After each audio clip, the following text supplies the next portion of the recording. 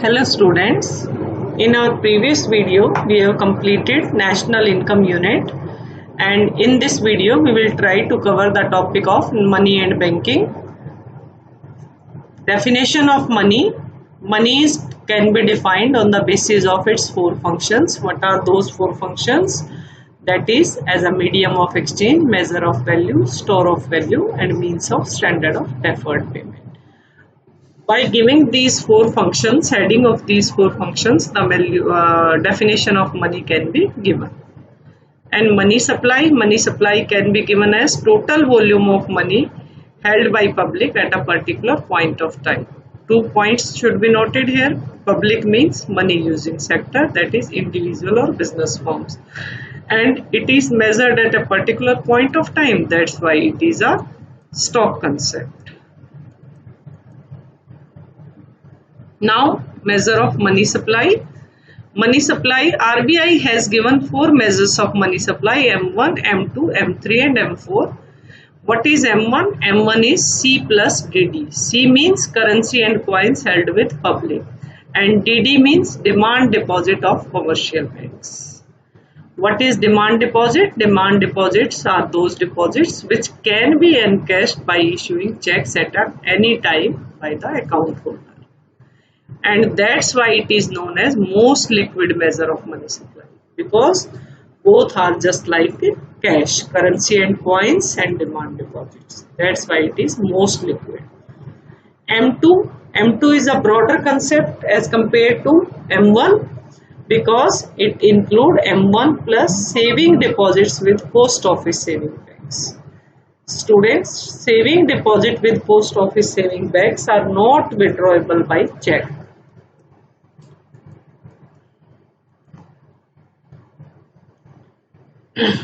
Now M3 is broader concept as compared to M1, because M1 plus net time deposit with banks is M3.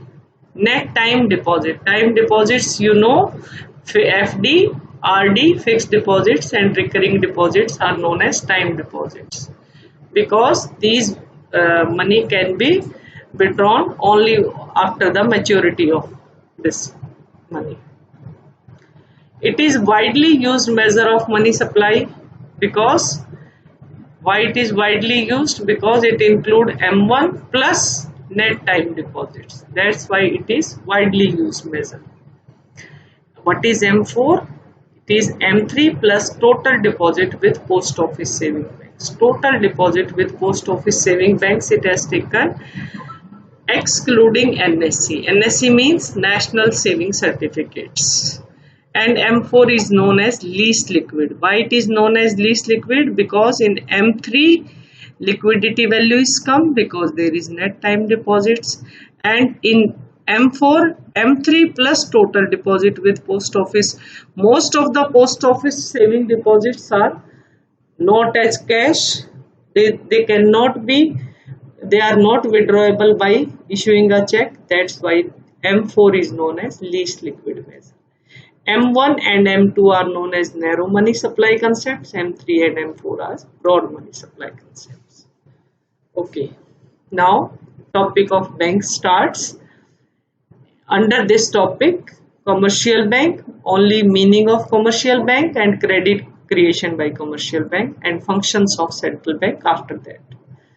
Commercial bank, how can you define it? It is an institution which performs the functions of accepting deposits, granting loans, making investment with the aim of earning profit. In this way you can define commercial banks. There are so many commercial banks in the economy, such as SBI, Punjab National Bank, Axis Bank, Vijay Bank, etc. There are some important terms regarding commercial banks. Borrowing rate is that rate of interest at which commercial banks accept their deposits. Lending rate is the rate at which banks lend out their reserves to investors. Spread is the difference between lending rate and borrowing rate. It is the profit of the bank. Now, most important question from CBSE point of view: money creation or credit creation by commercial bank. This question can be explained. How you will explain it? that you will start from here. Through this process of money creation, commercial banks are able to create credit which is far in excess of initial deposit. It means they can create more deposits in excess of their initial deposit. For this, we will have to assume two assumptions here. All the depositors don't approach the bank for withdrawal of money at the same time, and also they don't withdraw the entire amount. Means सारे depositors एक साथ अपना पैसा bank से नहीं निकालेंगे. There is constant flow of new deposit into banks. Banks में constant flow money का बना रहेगा. Okay, this example can be understood. This can be understood with the help of one example we have taken here. For taking any example, you will have to assume two things: that what is initial deposit. In this question, we have taken the example of initial deposit 1000 and LRR is 20%. So by making the table like this, that initial deposit is 1000 and loan will be given is 800 because cash reserve is 20%. It means bank will have to keep 200 rupees with itself, and it can be loan can be given of 800. Now that loan is given to that person will spend that money, and that money will again come into bank as fresh deposits. And out of this 800, again bank are required to keep 20%, that is 160, and will give loan of 80%, that is 640, and in again that 640 that will be spent and that will be deposited next round as a fresh deposits in bank. 640, out of this 640 again 20%, that is 128, will be kept within bank, and 80%, that is 512, will be given as loan. In this way it can be explained by taking some example of initial deposit and LRR. It is very simple example, it can be taken. And now question arises that what will be written here: total deposits, loan and cash reserve. Here we have written 5000. Now question arises how 5000 is written here. How can we know it? With the help of money multiplier. Money multiplier is 1 upon LRR. Here LRR is 20%. So we have taken 1 upon 20%, that will be 5. So here money multiplier will be 5. And like this, total deposit, initial deposit into money multiplier. Our initial deposit was 1000, money multiplier is 5. So total deposit will be again 5000 like this. And loan will be of 80% of 5000, that is 4000, and the total cash reserve will be 20% of 5000, that is 1000. Now in this way you can make this table and you can explain the table like this. All these rounds are explained in this table. Here initial deposits are given, 800 loan will be given, 200 will be kept as cash. Now new deposit 800 and then 640, and then again out of this fresh deposits will be there. Okay, here one more example is taken, that if total deposit, what will be total deposit created if initial deposit is 1000, LRR is 12.5. So money multiplier is 1 upon LRR, that is 1 upon 12.5, that will be 8. So total deposit will be initial into money multiplier, that will be 8000. Now question arises that what will be the impact of this money creation by commercial bank on national income? Obviously it will increase the national income because commercial bank lend money mainly to investors. The more money will be given to investors, then national income will be increased through multiplier effect.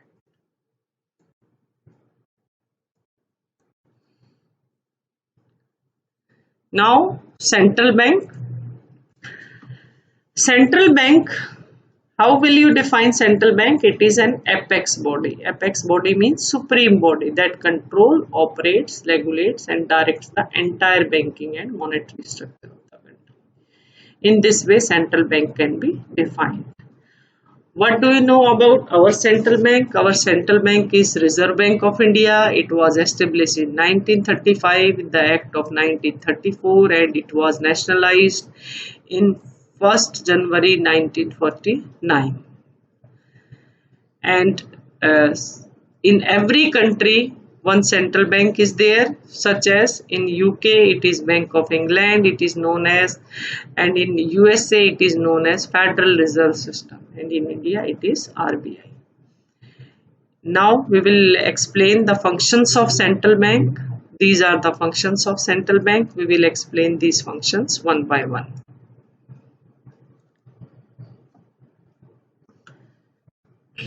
Currency authority. First function is currency authority, which is known as bank of issue. It means only the central bank has sole right for issuing the currency in the country. No other bank can issue the currency. In India, RBI has sole right of issuing paper currency notes except 1 rupee note and coins because these are issued by Ministry of Finance. How central bank issues the currency? It is issued on the basis of minimum reserve system. Minimum reserve system means according to this system, RBI maintain a minimum reserve of 200 crore. Out of 200, 115 crore in form of gold and 85 crore in form of foreign securities. Okay, you must know. And if this point is asked, you will write down the advantages of sole authority. What are the advantages? It leads to uniformity in note circulation. In this way, central bank can control money supply and it helps in stabilization of internal as well as external value of currency. Banker to the government. RBI act as a banker, agent, financial advisor to the central government and all state government. As a banker, what it will do? As a banker, it maintains the current account for keeping their cash balances. It accepts receipts and make payments for the government. It gives loans and advances to the government. As an agent, it manages public debt and help to the government in collection of taxes. As a financial advisor, it advises the government on financial and money matters. Bankers bank and supervisor, it is also most important functions. As a bankers bank, central bank work in 3 capacities. 3 तरीके से काम करता है. What are those? First is custodian of cash reserve. Okay students, custodian of cash reserve. Cash reserve means every commercial bank are required to keep a certain proportion of their deposit with RBI, which is known as cash reserve ratio. Lender of last resort. Lender of last resort means when central bank fails to meet their financial requirement from other sources, they ultimately approach to the central bank to give loans and advances, and central bank always help them through discounting of approved securities and bill of exchange. जब उनको कहीं से भी loan नहीं मिलता तो ultimately वो central bank के पास जाते हैं और सेंट्रल बैंक उनकी इस रिक्वायरमेंट को फुलफिल करता है. This is known as lender of last resort. Oh, very important point. Clearing house, as you know that central bank hold cash reserve of all commercial bank and their account also. So in this way, it becomes very easy and convenient for the central bank to maintain their account to clear their dues by settling their claims by debit and credit entries. As a supervisor, central bank regulates and controls commercial bank. Now, controller of money supply and credit. This is also very important function of central bank. Central bank, RBI can control money supply through monetary policy, and monetary policy has 2 instruments, quantitative and qualitative. Quantitative instruments are these: bank rate, repo rate, reverse repo rate, CRR, SLR, or open market operation, and these are qualitative instruments. Now question arises, what is the difference between these quantitative and qualitative instruments? Quantitative instruments affect the total volume of credit, whereas qualitative methods affect flow of credit or direction of credit, you can say, for a particular use. Quantitative methods are also known as traditional method, whereas qualitative methods are also known as selective methods of control. Now, repo rate or bank rate. First of all, understand the meaning of repo rate and bank rate. Repo rate is that rate of interest at which central bank of a country gives loans to commercial bank to meet their short-term needs. And bank rate is that rate at which central bank of a country gives loan to commercial bank to meet their long-term needs. Only the difference between them is short-term needs and long-term needs. What will be done?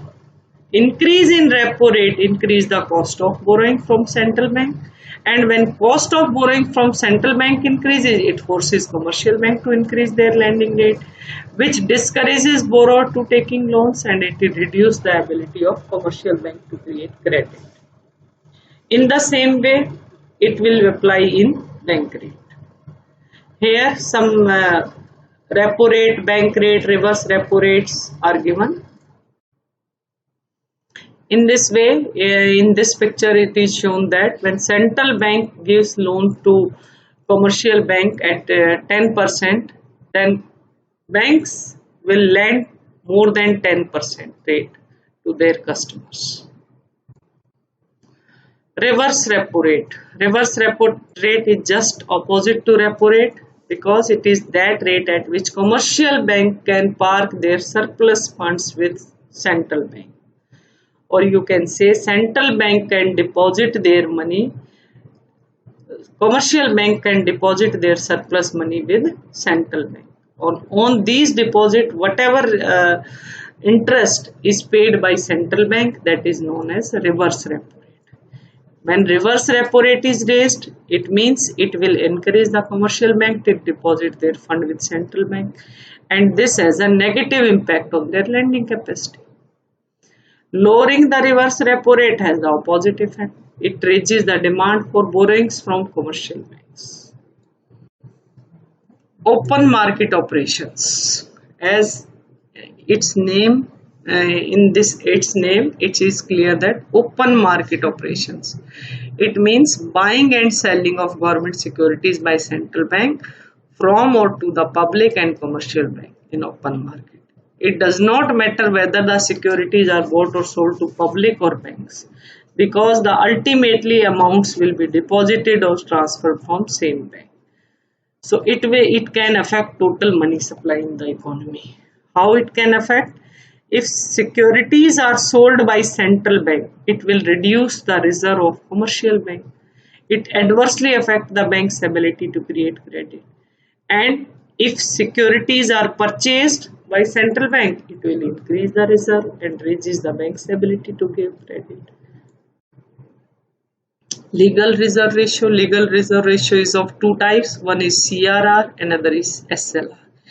About CRR, we have earlier discussed that it is the minimum percentage of the total deposit which is kept by commercial bank with central bank. Point must be noted, central bank. C, cash reserve ratio, and C for central bank. And statutory liquidity ratio is that minimum percentage of total time deposits or liabilities which commercial banks are required to maintain with themselves. Statutory liquidity ratio. S for statutory liquidity ratio, S for selves. So whatever deposit is kept by bank with themselves, it is known as SLR. What is kept with central bank, that is CRR. And what is to be done in case of excess money supply? Increase in CRR reduces the excess reserve with commercial bank and limits their credit capacity. If there is more money supply in the economy, central bank will raise CRR as well as SLR. Because in both cases, increase in SLR also reduces the ability of banks to give credit. and vice versa. In this example, it is shown that if total 100 crores are deposited in bank and CRR is 4%, so 4 crore are required to be kept with RBI as cash, and 96 crore balance can be distributed as loan. Current ratio of CRR is 3% now, and current ratio of SLR is 18.25%. And here some previous data is also given. In this picture, CRR plus SLR both cash reserves are kept, such as if CRR is 6% and SLR is 20%, so total 26% will be reserved as cash and 74% will be given as balance or distributed with individuals or corporate loans. Here some previous data are given. Margin requirement. What is margin requirement? Well, margin requirement is the difference between the amount of loan and market value of the security offered for by the borrower against the loan. Whatever we are deposited the security, the value of these securities must be high and amount of loan must be less. Such as if margin requirement is fixed by 40%, commercial banks are allowed to give the loan up to 60% of the value of the security. By changing the margin requirement, RBI can alter the amount of loan. Because if margin requirement is increased, it will reduce the borrowing capacity. If margin requirement is decreased, it will encourage the people to borrow more. RBI may prescribe different margins for different type of loan. And margin is always necessary because if bank gives a loan equal to the value of the security, then bank may suffer the loss in case of fall in the value of security. Next is moral suasion. Moral suasion is the combination of persuasion and pressure. It can be request as well as advice by the central bank to commercial bank. It can be through discussions, letters, speeches or hints to banks. And when RBI announces this, most of the commercial banks follow it because central bank succeeded in convincing the bank, because central bank act as a lender of last resort. But if banks are not following this advice or request, there is no punitive action can be taken. Selective credit control. Under selective credit control, RBI gives directions to other banks to give or not to give the credit for certain purposes. This method can be applied in both positive or negative manner. Positive manners means which priority sector should be mentioned by the bank, that a loan must be given only for these priority sector basis, and in negative manner central bank may restrict the flow of credit for the particular sectors. Custodian of foreign exchange reserve. All of you know, students, that central bank act as a custodian of foreign exchange reserve because central bank keep the stock of gold and reserve of foreign exchange with itself. And by taking this reserve, by keeping this reserve, central bank helps in stabilizing the external value of the currency, and it helps in pursuing or coordinated policy towards balance of payment situation of the country. Last question. Central bank, what is the difference between central bank and commercial bank? Central bank, as you know, it is apex body, supreme body that control, operates, regulates and directs the entire banking and monetary structure. Commercial banks is an institutions which perform the function of accepting deposit, granting loan, making investment with the objective of earning profit. Central bank is an apex institution, supreme body, topmost body in money market. whereas commercial bank is merely a unit because there are so many commercial banks. It is generally owned and governed by government. It can be owned and governed by government or private sector because commercial bank can be government or private. It operates in public interest without profit motive because the main motive of the central bank is social welfare, whereas the main aim of the central commercial bank is maximize profit. It has sole monopoly in issuing of currency. It has no power to issue currency. It does not deal directly with public. It directly deals with public. Central bank का direct public से कोई लेना देना नहीं है, जबकि commercial bank का public से ही डायरेक्ट लिंक है। पूरे कंट्री में एक ही सेंट्रल बैंक है, दैट इज आरबीआई, और and there are so many commercial banks in our country, that is SBI, PNB, Axis Bank, Vijay Bank, etcetera. Okay students, thank you.